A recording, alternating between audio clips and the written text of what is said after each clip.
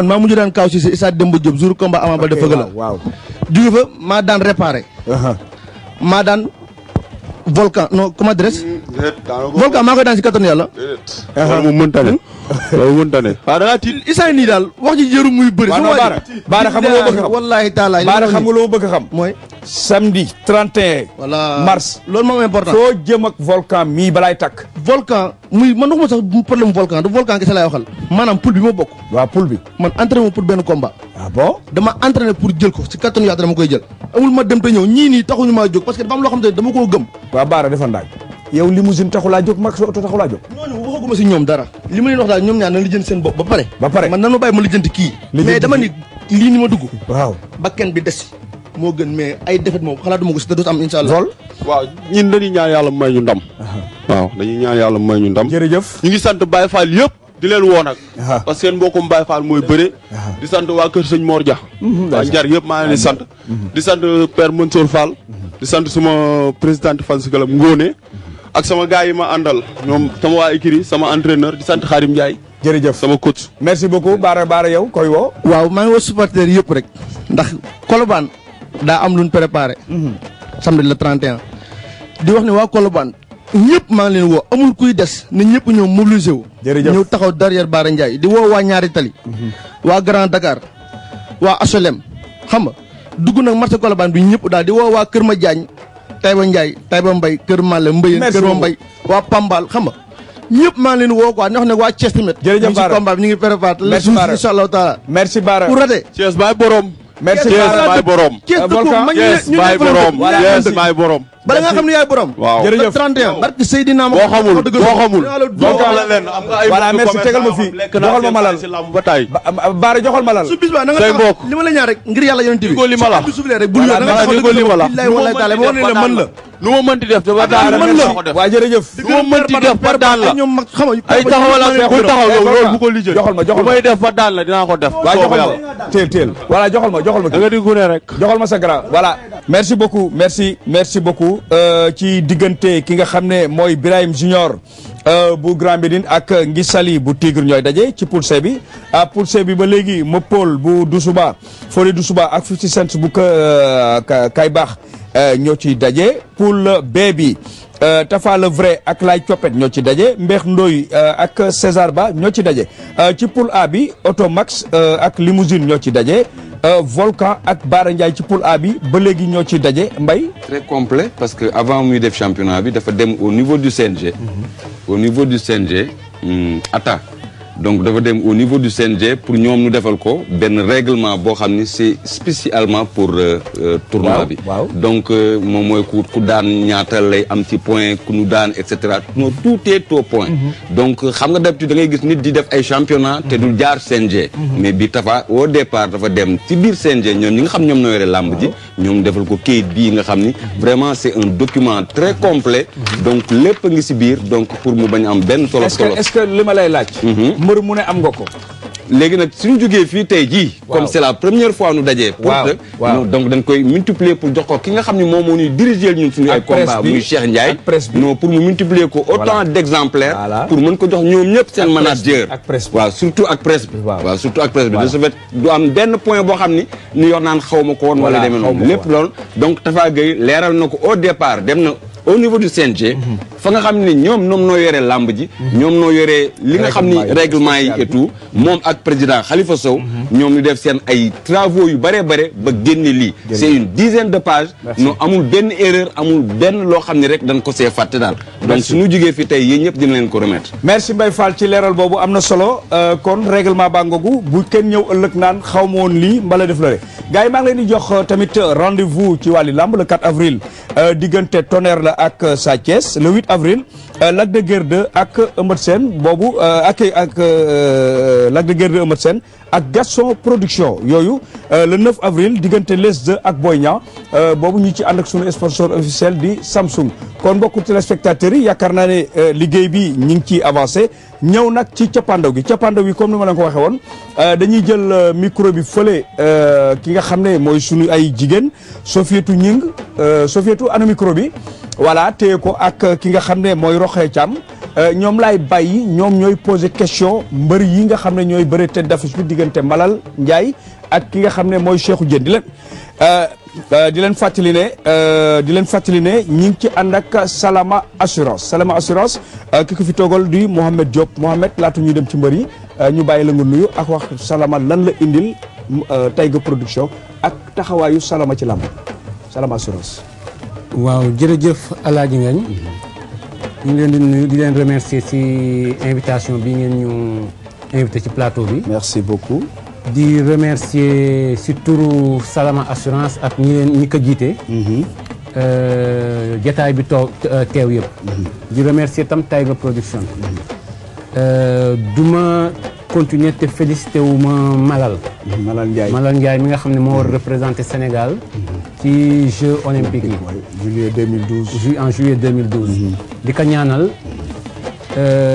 ndam lu weesu njortam yàlla mën na ko yàlla defal Salama nag dañu yàgg nekk ci làmb ji yàgg nañ ci nekk depuis bi ñu tuddee Sosar Al Aman ba léegi ñu tudd Salama gën a impliqué wu ci làmb ji à travers particulièrement suñu partenariat ak Tiger Production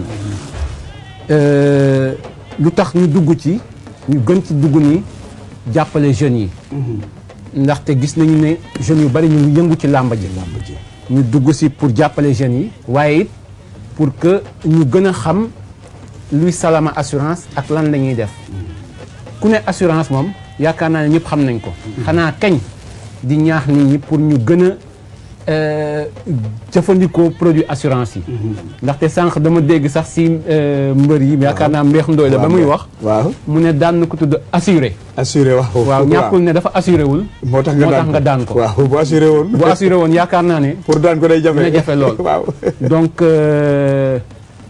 Salama Assurance produit yi ñuy joxe bari na lool wàllu tabax ak sport ak fànn bu ne daal ku ñu seet si incha allah danañ la ci mën a jàppale.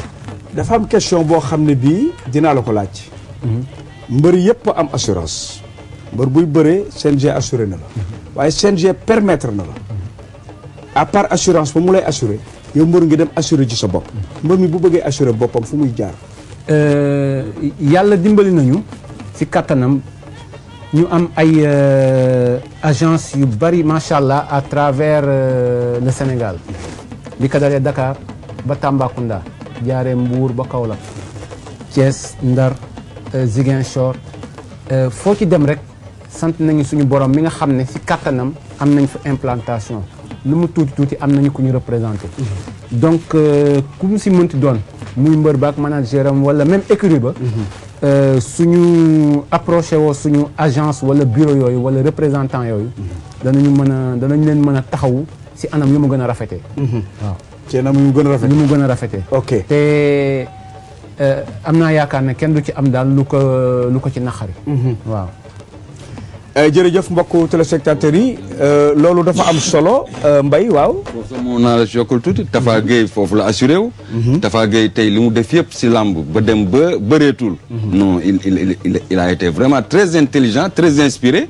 non mu dem ci Salama assurance. pour mu assurer ko fa. donc moom assuré nañu ko fa assuré nañu ay soxnaam assuré nañu aussi ay njabootam. de ce fait ëllëg benn problème du ko mën a am parce que ñii ñoom noo ko garantir si lépp loo xam ni mu ngi siy dugg si leen ko toppee nag ba topp ko ci biir làmb ji. jërëjëf waaw jéggal ma doguma la. xam nga Alaaji Ngagne ñun Sénégal li suñu manquement su ma ko mënee tuddee noonu mooy xamuñu luy njariñu assurance. xamuñu luy njariñu assurance te assurance balaa ngay mën xam njariñam rek. dog dab la. absolument ndaxte di nga gis koo xam ne damay jël lu mel na li ñu naan police maladie. maanaam soo feebaree. war a dem faju ji. di nga gis koo xam ne day ñëw fay lu tolloog si at bi. maanaam 50 000 wala 100 000 wala 25 000 damay jël noonu ay film rek ci at bi. mën na ko fay tey. suba mu am mara day taali accident boo xam ne dafay jar ñu évacuer ko ba France wala Maroc wala feneen. évacuation boobu rek yow mi fay 25 000 wala 50 000 wala 100 000 wala 150 000. billet avion xam nga ñaata la fii ba Maroc. cher na waaw kay. kon mbokku téléspectateurs yi assurance am na solo waa Salama assurance ngoogu Mohamed Diop teewal ko fi ñu ngi koy gërëm di ko sant ànd ak Taïga production kon mbokku téléspectateurs comme ni ma leen ko waxee woon dañuy jox ki nga xam ne ndax man gan laa koy jàppee rek ndax maak Roxee ñoo ko dalal muy Sofietou Gningue Walf Sport Sofietou Malala ngi Cheikhou Diène ngi pour dimbali la ci Cheikhou Diène combat bi mu mujj a bëre te mu leer nañ Jules Baldé la ko bëri da ko kaw c'était en 2004 Cheikhou Diène ak Malal am nañ adversaire commun am na ñaari adversaire commun sax parce que bëri na ñoog les deux bëri na ñoog Moustapha Gueye numéro 2 ñoom ñaar ñëpp Malal daan na les deux daan na Cheikhou Diène loolu am na ci seen diggante ñoom ñaar ñëpp champion d'Afrique lañu Cheikhou Diène champion d'Afrique la en 2005 Malal champion d'Afrique la en 2006 Cheikhou Diène jël na drapeau chef de l'État Malal qualifié na drapeau chef de l'État ba bokk ci demi-finale kon defe naa ne ay bërekat la ñu boole ay champion d'Afrique la ñu boole Sophie Athie nga présenté wu.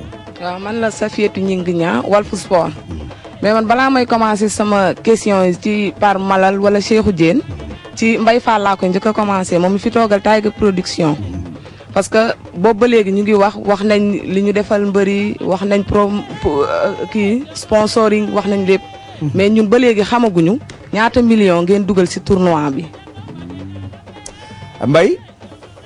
d'accord Alaaji Ngagne Walf la Walf xam nga duñu tàng rek dégg nga waaw donc am na yenn Sénégal toll na foo xam ni coow li am yëpp di wax yenn somme yi ci télévision kooku ëpp naa def donc li gën moom mooy ñu dinañ def benn conférence de presse suñu paree lii nga xam ni moom non compété ñuy def évaluation comme ni nga ko waxee très bien pour mën a wax ñan nooy suñu partenaire te yaa ngi nii Salama rek nga gis te am na keneen ku ñuy wax EMG Kamaz moom mooy borom oto yi moom moo solo tey ñi nga xam ñoom nooy le grand combat donc suñu paree si lii dinañ def évaluation suñuy def évaluation nag staffu Taïga production yëpp ñëw toog ngeen mën a poser ay questions ñu wax leen lu si nekk fu mu nekk Sophie. Cheikhou Diène yow dañoo seetlu ne sànq bi ñu fi toogee ba léegi xooloo Malal Ndiaye ci biir bët dafa mel ni comme yow sa xel dafa nekk feneen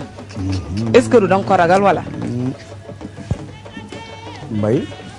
waaw maa ngi lay fay mais Cheikhou Diène amul lu muy tiit sama adversaire xam naa ko moom xam na ma man du ma tiit adversaire parce que ku ne bëre naa moom xamoo ma nag Ngagne Diagne moo ma xam. mi ngi dugal Ngagne. waaw man de. nangu nga. nee na maa ko xam Sophie.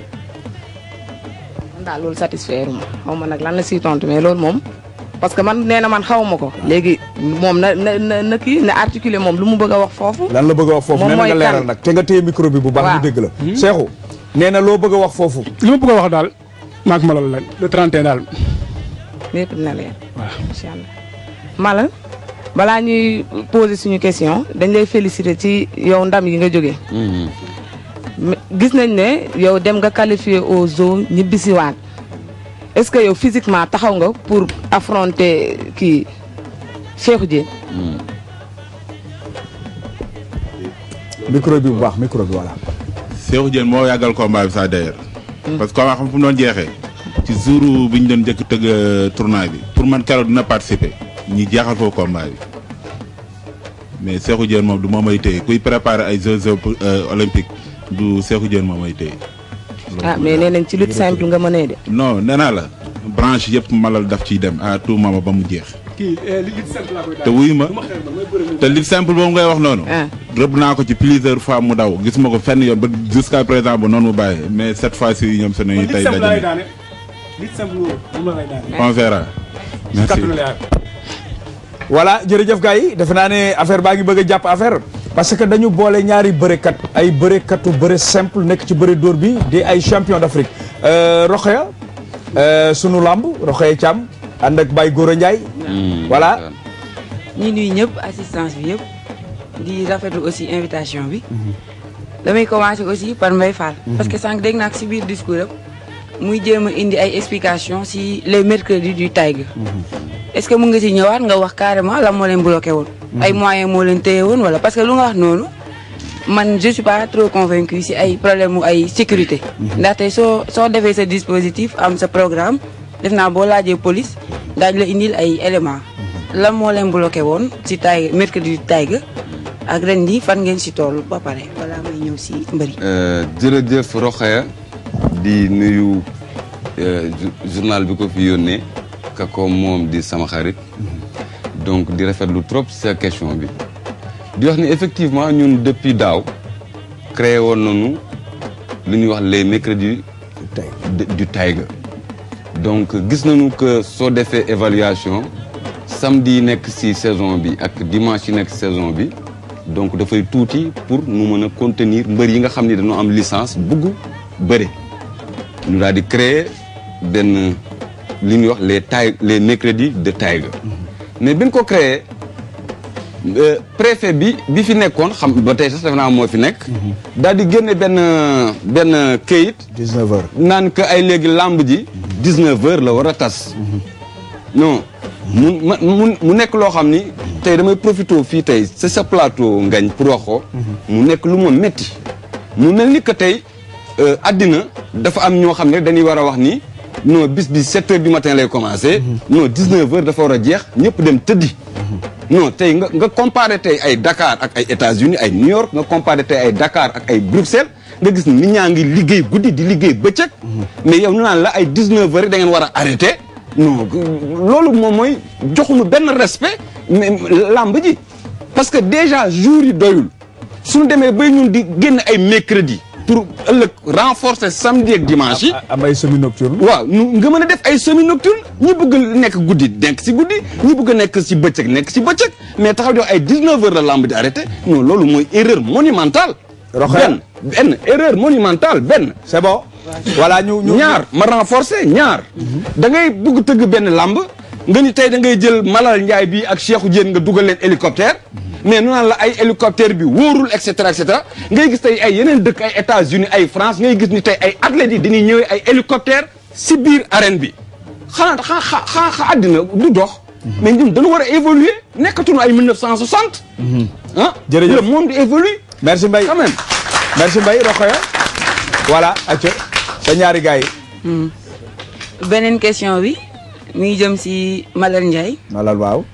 ñu koy féliciter tam ci qualification bi ci JO yi di ko ci ñaanee jàmm mais aussi ci biir qualification bi am nga mbër bu qualifié lu mel ni JO compétition la bu am solo dëgg la sax combat am ak Cheikhou Diène am na solo mais est-ce que nekkul aussi risque ci kenn kuy préparer une compétition aussi importante ngay def un combat de lutte avec frappe avant l'échéance quoi.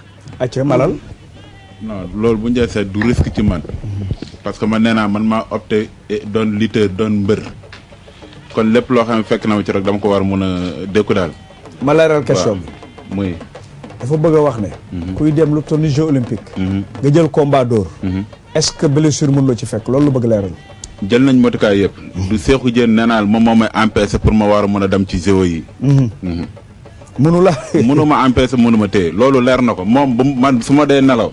buñ ñoo ko demal nga yeey Malal mënu ma yeey. même buñ ko joxee yëpp. maa la ko wax mënu ma yeey. Cheikhou. gàttal rek. ci gàttal rek. léegi laa ko fekk ci studio bi dama ko nuyu mu génn dem yoonam parce que xam na ne pare na ci làmb ji. moo xam na loolu te le 30 ans cette fois ci bis mu ko téye xam na ne Malal. Rokhaya acca Cheikhou Diène. Cheikhou Diène dafa nekk mbër bu def année blanche. ba pare bi ngi quitté woon làmb ji aussi ci défaite. dellu si jël champion bu mel ni Malal Ndiaye xam ni day compétir ci arène yi lutte simple toujours mi ngi nekk en compétition. moom la moo motivé vraiment xëy na dafa bañoon dem année blanche wala la moo vraiment motivé mu nangu bëreeg Malal Ndiaye. Cheikhou. non Malal adversaire rek comme ñëpp comme ñëpp ko si woon ne dama nar a blanche moo tax ma jël Malal. waaw may ko mu ñëw. non da nga may. may ko mu ñëw rek. sunu làmb dama cee gis dang ne Malal du adversaire potentiel loolu nga wax. dëggalal loolu ñoom seen yi nii. yow mënoo tey. voilà ñëwal Cheikhou ñëwal da ngeen namante rek. xam naa seen yaramay xasan. yow ay Jeux olympiques ak yooyu boobu ay marocain nga fay kii ak ñooñu xamuñu làmb yooyu xamuñu làmb maa ngi yow parce que yow tukulóor nga micro bi waaw micro bi lutte avec frappe lañu wax du lutte simple le da ngay taxaw yëkkati say loxo ñuy xeex di bëre mais fale Jeux olympiques loolu ay takk dàll la ay sol ay gilet yooyu lamb yooyu ñoo bokkul te di ñaan yàlla nag yàlla may ma ndam si sa kaw. waaw Rokhaya defe naa matale nga say question voilà ñun ñu ngi ci cappaandawu émission bi samay laaj nag Cheikhou Diène nee woon na xamoon naa ko ci gaaw nag xaw ma nag le 31 mook malal it xam naa ko ci gaaw ak bëre parce que ñoom ñaar li ma jaaxal mooy kan mooy njëkk ci suuf